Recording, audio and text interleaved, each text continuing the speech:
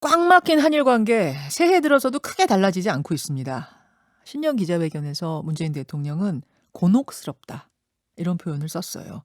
이게 솔직한 심정으로 느껴지더군요. 그만큼 해결의 기미가 보이지 않는다는 뜻이기도 한데 최근까지 상황을 정리하면 이렇습니다. 지지난해 우리 법원의 판결은 일본 기업이 우리 강제징용 피해자들에게 배상해야 한다 이거였죠. 물론 지금도 이행하지 않고 있습니다만 거기에 최근에 판결이 하나 더 나온 겁니다. 이번에는 일본군 위안부 피해자들에게 일본 정부가 배상해야 한다는 판결이 역시 우리 법원에서 나온 거예요. 일본 입장에선 설상가상이죠.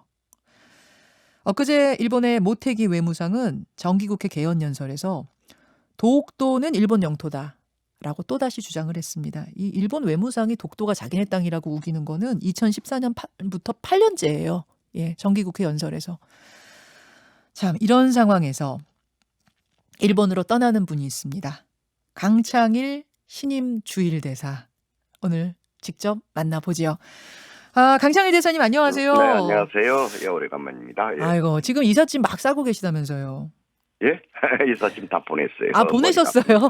이제 몸만 가시면 되는 겁니까? 네네네. 그렇군요. 이렇게 전화 인터뷰 해야죠. 예. 참 축하드립니다라는 말씀을 드려야 되는데. 축하하지 마세요. 축하하지 마세요. 예, 어깨가 무거워요. 예. 그러실 줄 알았어요. 평소 때였으면 영광된 자리인데 지금 가시밭길 걷는 기분입니다. 축하하지 마세요. 마음이 무거워. 이게 지금 얼마나 솔직한 심정이신가 싶은데. 예, 그렇습니다. 보통은 새로운 대사가 오면 일본 총리하고 외무상이 면담, 그러니까 환담회도 갖고 막 그랬잖아요. 예. 근데 이번에는 그것도 할지 말지 보류를 고민 중이다. 누가 그런 얘기? 그게 지금 기사에 났더라고요. 일본에서. 어디에? 예, 여러 기사에 났습니다. 그래요? 그렇게 결례하면 안 되죠. 일본도 큰 나라니까 큰 나라답게 해야죠. 예.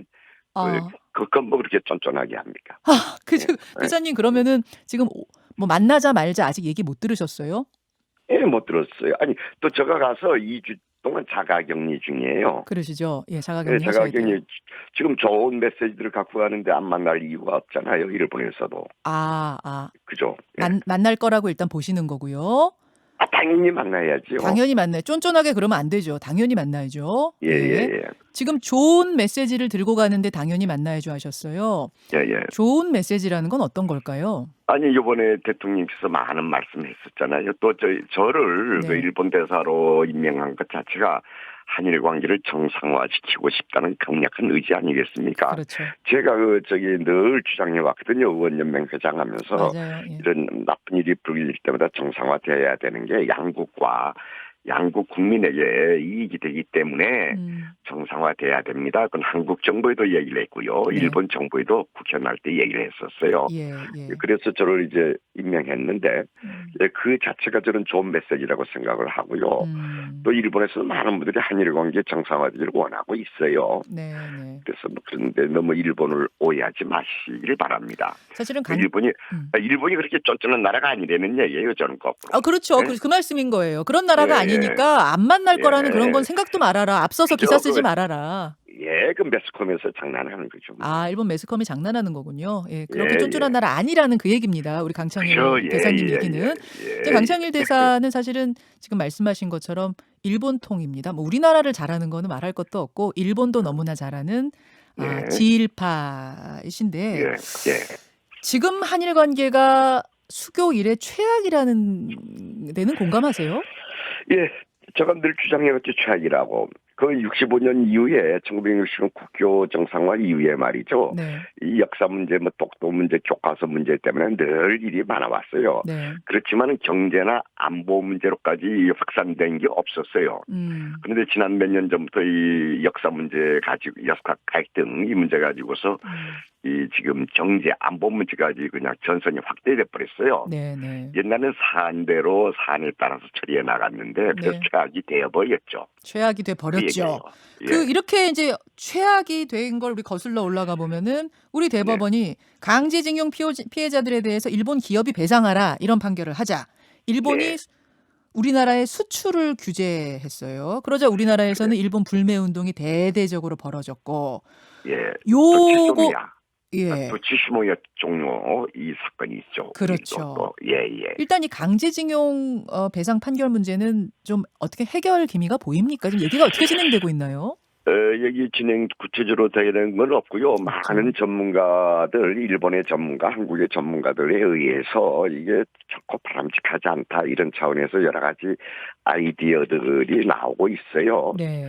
그래서 이제 제일 유력한 건 뭡니까? 그 아이디어들 중에. 그건 제가 얘기할 문제가 아니에요. 아. 저 많은 다들 좋은 안들이에요. 그 안들을 제가 요번에 어디서 한 12가지 이상 이 언론에 나온 거 이렇게 체크해봤자 한 12가지 이상이 되는데 이것들을 잘 수렴을 해가지고 좋은 걸 마련해 주십시오라는 부탁을 오히려 이 대사하기 전에 정부 측에 이제 얘기했던 거예요. 아. 그러니까 이제 언론에 보도된 것만 하더라도 한 12가지가 돼요. 네. 그래서 그거 한번 잘 살펴보면서 정부에서 아마 그렇게 준비하고 있는 거 아니겠습니까? 아, 준비를 하고 있습니까? 그 12가지 중에 뭐 괜찮은 것들로 지금 준비를 하고 있는 겁니까? 있겠지요, 당연히. 많은 전문가들 의견 나오는데 그들은 나 몰라 이렇게 할 수는 없잖아요. 지금 어떤 거라고 딱 꼬집어서 말씀하실 수 없다고 했는데 그것들 중에 어떤 것으로 일본과 결국 대화. 빠른 시기 안에 대화가 되고 해결될 거라고 보세요, 그 문제는? 저는 늘 세상 보는 게 낙관적이에요. 또 인간 지혜롭기 때문에. 그래서 뭐 계속 이렇게 더 이상 악화될 수가 없잖아요. 지금 한일 관계가. 그래서 악화될 수가 조금씩 이 관계 개선해 나가려면 하나 둘씩 풀어나가는 그 작업도 또한 병행돼야죠. 근데 여기에 더해서 지금 위안부 배상 판결이 하나 더 나왔습니다. 우리로서는 마땅한 판결이지만 일본 입장에서는 주권 면제 원칙을 내세우면서 이건 말도 안 되는 판결이다라는 입장이에요. 무슨 말이냐면 한 국가의 법정에 다른 국가를 세울 수는 없다. 기업은 모르지만 국가를 세울 수는 없다. 이제 주권 면제라는 원칙이 그건데 일본은 지금 그 얘기하고 있거든요. 어떻게 생각하십니까? 약간 잘 말씀하실 때 설상가상적이라고 일본에서는 우리가 일본 측도 우리 딸기 상 맞았다 뭐 이런 기분 아니셔 당했다. 그러니까 좀 일본 정계에서 좀 격양된 발언이 있을 수 있어요. 우리는 이거 사법부거든요. 우리 정부가 손댈 수 없는 구조거든요. 대한민국은. 그래서 대통령께서 곤혹스럽다는 표현이 아마 거기서 나온 것 같아요. 별로 예상을 못했는데 이런 식의 판결이 나와서 그러니까 뭐 대통령이 우리 법치주의 국가에서 대통령도 사법부를 이래저래 할 수 없는 거니까 없는 겁니다만 대통령도 이런 판결이 나온 상황을 좀 곤혹스러워하시는 것 같다. 요번에 말씀이 그 말씀이었었어요. 이렇게 나올 줄 모르셨던 거예요, 대통령도? 뭐 저도 예측을 못했고. 그래서 대한민국은 대통령 아닌 어느 누구도 사법부의 판결에서 왈가불가 못하지 않습니까? 근데 일본은 좀 달라요. 일본은 이 사법 자제의 원칙이 있고 외교적 사안에 대해서는 이제 정부의 의견을 듣도록 돼 있는데 우리는 완전한 삼권 분립 체제가 돼 있어가지고 그걸 할 수가 없어요. 그래서 이제 정부 입장에서는 좀 곤혹스러운 거죠. 그런데 이제 그렇지만은 그건 그대로 존중해 나가면서 나가려고 하니 참 어렵다 이거예요. 그래서 좀 머리를 모아봐야죠. 이제 사실 곤혹스럽다는 표현을 이제 해석을 조금 잘못하면 또 오해가 생길 수 있어서 조심스러운 부분이에요. 왜냐하면 위안부 피해 할머님들께 일본 정부가 1억씩 민사로 배상하라 이건 거잖아요.